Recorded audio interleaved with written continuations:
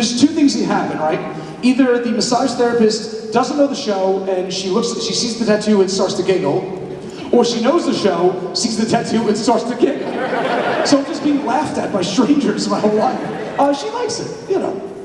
There you go. Okay, next question. Hello. Come on down. What's your name? My name's Sean. My question was, what was your favorite scene from the Impractical Jokers movie? Oh, I'll tell you two answers to that. So, I think the best scene in the Joker's movie, did anybody see the movie? That punishment at the end is real. I flew outside an airplane for an hour. It was so dangerous, you can't really do it, right? It was so dangerous that they took a $15 million life insurance policy out of me in case I died doing it. And the only way they would insure the movie is if we filmed that punishment on the final day of shooting. That way, if I died doing it, they could still release the movie. Anybody here work for an insurance company? If so, F you. I would say the best scene in the movie is Sal in the hotel room with the 600-pound white Bengal tiger, you know? And then I think the funniest, like 30 seconds of Impractical Jokers, if one day my grandkids are like, what was that TV show Grandpa was on? I would show them this 30 seconds. There was a scene where the four of us are playing receptionist in a waiting room, and Joe is behind the reception desk, like sitting on one of those like bouncy balls for like good posture. And we said, Joe, go to sit on the ball and fly off it and knock the garbage pail over. So he flies, hits the garbage pail over, a half-eaten sandwich flies out of the garbage. He picks it up and starts going nom nom nom nom nom nom nom nom. Q laughs so hard he throws up. The sound of Q throwing up makes Sal throw up as well. Meanwhile, I was just eating lo mein the whole time. Best 30 seconds of the show ever.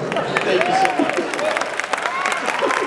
And how do you feel about Paula Abdul? She was amazing to work with. I mean, dream come true. I mean, home run. Hello. We met earlier too. Hello, we did. I'm like freaking out a little bit. My name's Maddie. Hi, Maddie. I'm also just kind of freaking out because I saw you went to Fermilab and I'm actually an astrophysicist, so I'm Are you? Yeah. Are we living in a simulation or not? No, I don't think so, but I only have my bachelor's, so. They don't teach you that until you get your PhD. That's a PhD. Yeah. So my question is also kind of like the tea and coffee. Do you have a favorite Disney princess and why? Well, you know. It doesn't have to be. Princess Jasmine's kind of hot.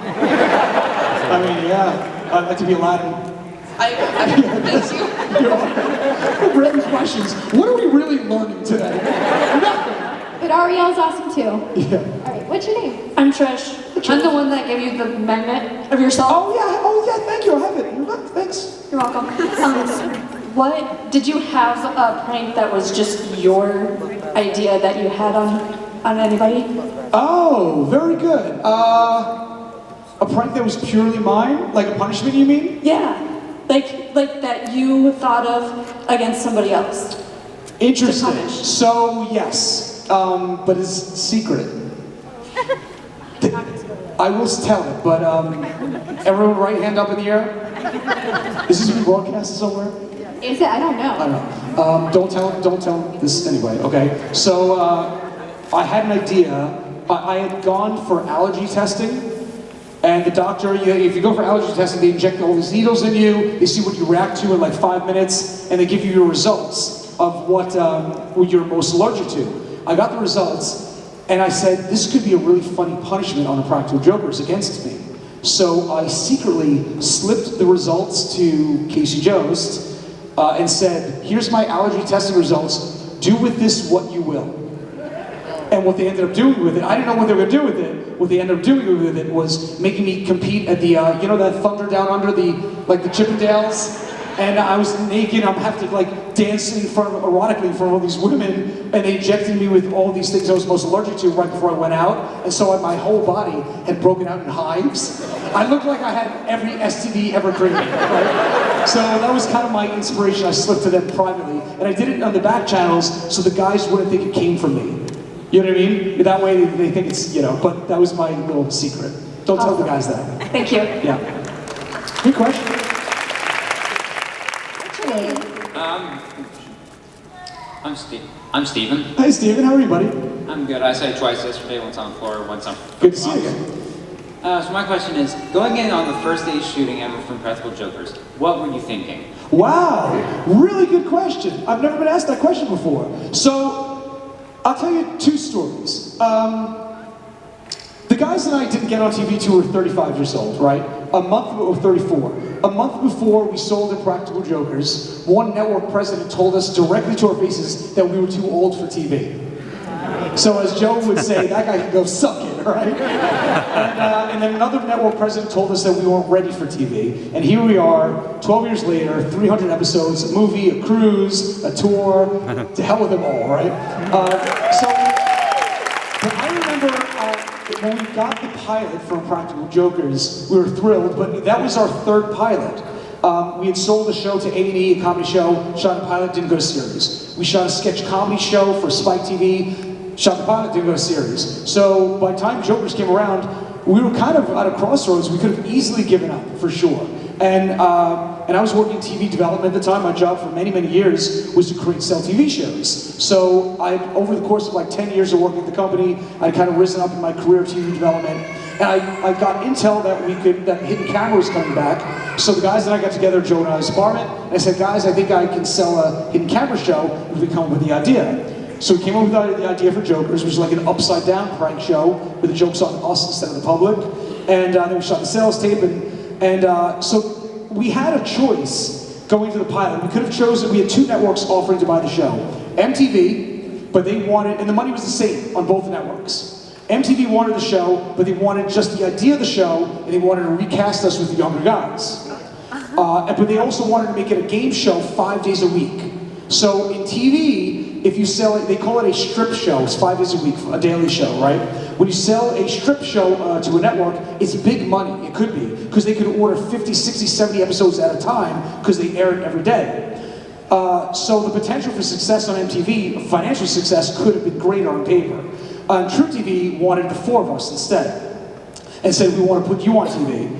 And so it was a real tough choice, because we were all regular guys. Q was a fireman, very happy being a fireman. He was 8 years on the department at that point.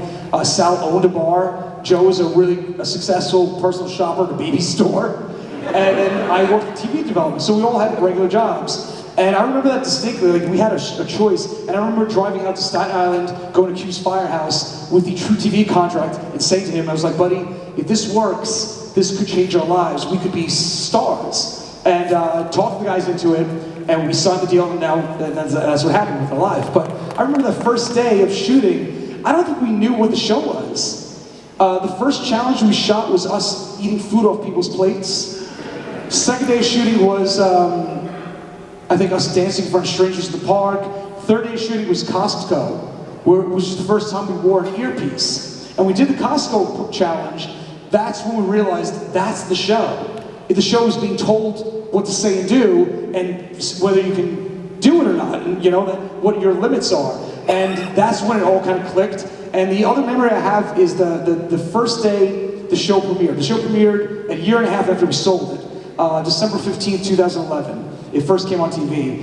And that night, I remember distinctly the four of us in a circle as the show was about to air. It was like 9:58, and we shared a moment, like after 11 years of trying to get on TV, 11 years after college of performing for crowds as little as 2 people, sometimes in New York City.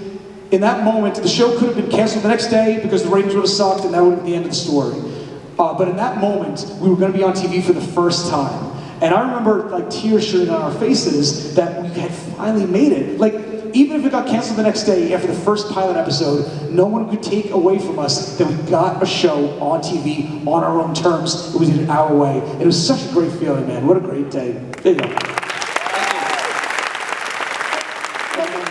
Was it always going to be called Impractical Jokers, or were there alternatives? No, the original name of the show was Mission Uncomfortable. And the network changed it to Impractical Jokers. And I have a great video from day one, of the day the network told us the name of the changed name. I have a video of Sal reacting to it. When he heard the name, he freaked out. Because the word impractical is not an easy word. And the show plays around the world. The show plays in 130 countries. But in many countries, in addition to playing the American version, they also recast us and shoot it from scratch with a new cast. But the word impractical does not translate well in other languages. So in other countries, in Belgium, the show is called Furtervierden. Excuse my language. What it translates to is 4 dicks. And in Holland, I won't translate this one. You can figure this one out. In Holland, the show is called 2 words. D-E-D, 2 words. De fuckers. I'll let you figure out the translation for that. F-U-K-K-E-R-S. Yeah. What's your name? My name is Jack. Hey, buddy. My question is, has there ever been a punishment that you or any of the other jokers have thought of that made you start questioning their or your sanity? What a crazy question. It's a bizarre question. I'll tell you a challenge that never got on TV that made us question what we were doing. We had this idea. You know how like parents would like baby talk their kids, like, oh, go, gaga, whatever. So we had this idea to go to a children's park and go up to parents with their children and start baby talking the kids. And then you have to start baby talking the parents and try to get them to baby talk back to you. We did it for like 20, 30 minutes, and needless to say, the SWAT team got called on us. Because guess what happens when 4 middle-aged men without children of their own start acting weird at children's park? They almost shut the TV show down that day. It was great. It was a great time. I questioned my sanity that day. Hello. What's your name? My name's Mary. Hi, Mary. Hi. So my question is, do you know Babby Ben? Do I know what? Babby Ben, it's a celebrity. Babby Van? Babby Ben. Babby Bin? Yes. That's a name? Yes. If you don't, then I have a different question. Does anyone know Babby Bin? No one knows it. Should I know? If 400 people here don't know Babby Bin, who is it? And what was your question? What would it have been? Just if you know them. Who is the person? It's just a celebrity. They're in movies. Oh. A question that's Is it a guy or a girl? a guy. Tell him I said hi. Okay. So a question that you can probably actually answer. Was there ever a prank that you enjoyed? Yeah. Punishment? Yeah, a punishment I enjoyed? Yes. The prostate exam. It's a joke. I'm kidding. Punishment I enjoyed. You know, I think, punishment I enjoyed. Yes. Do you ever see the punishment where they made me give a technology speech in front of like 300 people, and the microphone had 2 different gases underneath it. One was helium, the other was sulfur hexafluoride.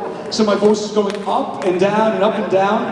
I thought it was so much fun. And they had it right off camera. You can probably see the person on camera. They had 2 EMTs working right there because there was a very real possibility that I might black out and die.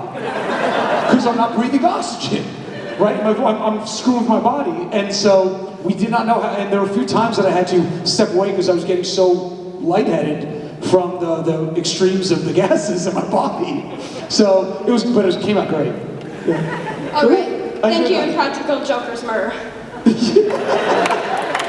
You're welcome, Bobby Bay. Babby Babe? What's your name? My name is Marshall Patterson. Hello, Marshall Patterson. What's your question, buddy? What's your favorite superhero or super villain? Oh, super villain? Oh, well, I'm old school. I'm old school Superman, Christopher Reeve. So, you know, Lex Luthor from the Christopher Reeve movies, Gene Hackman, was, I mean, so good. It's so maniacal, you know. How about you? What's your favorite? Either Green Goblin or Hobgoblin. Green Goblin's amazing. The new Spider-Man is so darn good. It's the best Spider-Man movie ever made. I mean the comic version, though. Oh, okay. All right. Way to go, Mark. I look like an idiot. Oh, there you go. I like that too. Great question. Thanks, buddy. Thank you. You're welcome. Hello. What's your name? My name is Keegan. Keegan. My question is there a punishment that you've pulled on another Joker that you thought went too far? No, the one that I love, that I think went exactly the right amount of far, was we were filming a challenge in New York City, and while filming, we made Sal climb up onto a statue and grab the statue's nose.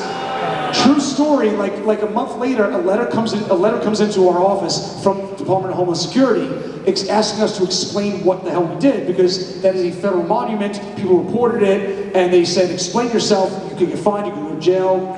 So we didn't tell Sal that we wrote a response explaining the TV show. They waved it off and they let it go. We didn't tell Sal that. For a year, we kept having letters arrive from Homeland Security to the office. Same letterhead, same style, and it finally led up to a year later, Sal getting called into a deposition in a government office. He thought it was in front of Homeland Security. So he goes in, and they put him through the ringer. That is, he could go to jail, fined $100,000, and it was all a long prank on the show. Perfect amount of time. It's perfect. There you go. All right, thank you. You got it. What's your name? Hi, my name is Megan. Hi, Megan. First, thank you, because my dad and I record the show and watch it all the time. Oh, that's great. Thank you. My question might be like a little bit weird, and you might have to think about it. Sometimes I do, but like, what is the first job that you dreamed of having when you were like a kid? Oh, wow, good question. I think I always wanted to be a comedian. You know, from when I was young. I was in like the school plays in grammar school, and I remember making people laugh distinctly and loving that feeling. And I was like the funny kid in school, and I think that was probably my first love. But then I also loved science. I also loved architecture. So in other universes, I live those types. But how about you? What's your favorite? What do you think you were going to be? And what are you? When I was little, I wanted to be a police officer, but then as I was 4 years old, I didn't realize that they tended to sometimes have bad things happen to them. So like, just kidding, I'll be a vet. Yeah. And now I'm a daycare teacher, so. Hey, very good. There you go. Very good. Very good. I like thinking about these Murrs in the multiverse and what they're doing. The multi-Murverse. Yeah. The multiverse. All right, what's your name? Hi, my name is Jason. Hey, buddy. And first off, 3 things. 1, Tobey Maguire's the best Spider-Man. Anybody else know that? It's tricky. Let me think about this. Should we take a vote? Hold on. Tobey Maguire from Spider-Man 1 and 2, I'll give you. Yeah. Tobey Maguire from Spider-Man 3 was terrible. It was a toss-up, that one I did. Okay, but I'm also friends with Tom Holland, so I'm a little... That being said, Andrew Garfield stole this movie, The Far From Home. No one else. Stole it. And he deserves another Amazing Spider-Man movie, don't you think? He deserves it. He stole the movie, man. So good. Yeah. 2, I went through a really hard time, and you and the rest of the Jokers got me through it. Thank you. Thank you. And 3, I hope you remember this. What is it? It's the ferret. Is it the ferret? Yes, it is. Do I look? Can I see it? Yeah. Do I? You guys tell me. It's my hairline. Do I look like a ferret? I see the same hairline. There you go. Yo, thanks, buddy. Appreciate it. But my question is... Oh, I forgot. What's your question? The question is, what was going through your mind when you were on that panel when you couldn't hear anything and you had to answer a bunch of questions? That was so... Oh, somebody asked before if there was any idea that was purely mine. That was actually my idea, the punishment. I was trying to... A lot of times what we do in Jokers is try to figure out how to add something or take something away to make something more difficult, right? So like, you ever see us with the blacked out sunglasses and the guys are telling us where to go?